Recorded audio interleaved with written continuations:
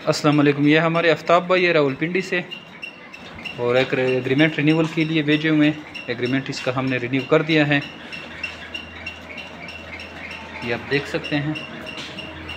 और ये बाकी हमारा शेड जेमेरी बिट फार्म पाकिस्तान और एशिया के बाद सबसे बड़ी कंपनी है जो आपको खरगोश देकर 25 साल तक इनके बच्चे ख़रीदती है।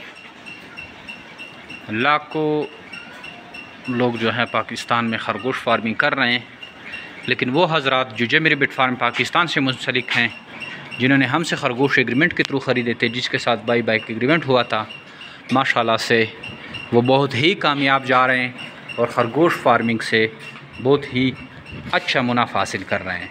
तो अगर आप खरगोश फार्मिंग कर रहे हैं, शौकिया कर रहे हैं, बग़ैर एग्रीमेंट में कर रहे हैं, या किसी और फार्मिंग के साथ रिलेटेड हैं, तो जेमेरी बिट फार्म पाकिस्तान का हिस्सा बने, हमसे खरगोश ले जाएं।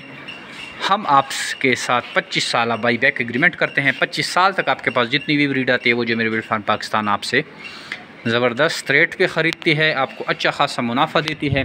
26,000 रुपये का आपसे एक पेयर लिया जाता है, और इस तरह आप हर महीना जो है लाखों रुपए कमा सकते हैं। आज से ही जेमेरी बिट फार्म पाकिस्तान का हिस्सा बने और घर बैठे लाखों रुपए मुनाफा हासिल करें। थैंक यू, अस्सलाम।